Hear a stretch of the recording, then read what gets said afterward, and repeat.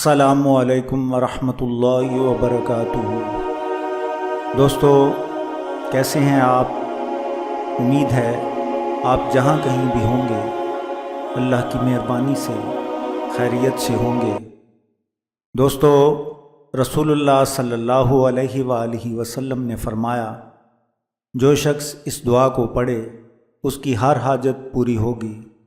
اور اگر پہاڑ پر اس کو پڑھا جائے تو پہاڑ اپنی جگہ سے حرکت کرے گا۔ امیر المومنین حضرت علی بن ابی طالب علیہ السلام سے منقول ہے کہ رسول اللہ صلی اللہ علیہ وآلہ وسلم نے فرمایا، جو شخص اس دعا کو پڑھے اس کی ہر حاجت بر آئے گی۔ اگر بھوک پیاس کی شدت ہو اور اس دعا کو پڑھے تو پروردگار عالم اس کو سیر و سراب کرے گا، اور اگر پہاڑ پر اس کو پڑھا جائے تو پہاڑ اپنی جگہ سے حرکت کرے گا،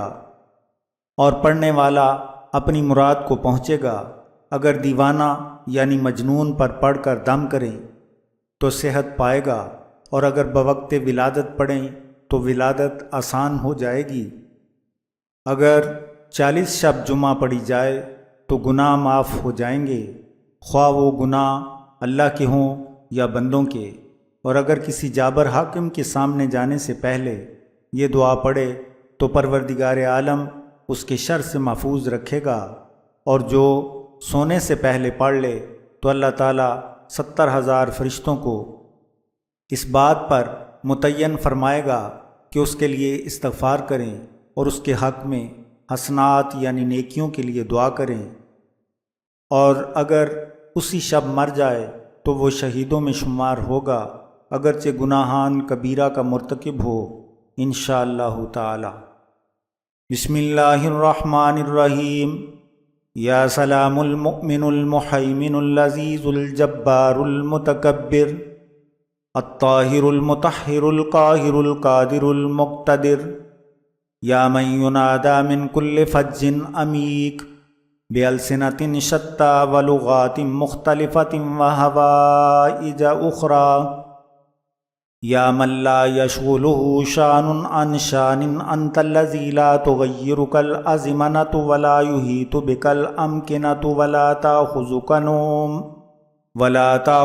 نوم ولا سنة، صل على محمد وآله ويسر لي من أمري ما أخاف أسرا،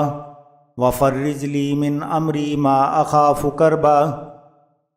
وسهل لي من أمري ما أخاف حزنا، سبحانك لا إله إلا أنت إني كنت من الظالمين، عملت سوء وظلمت نفسي فاغفر لي ذنوبي إنه لا يغفر الذنوب إلا أنت، والحمد لله رب العالمين، ولا حول ولا قوة إلا بالله العلي العظيم، وصلى الله على نبيه وآله وسلم تسليما۔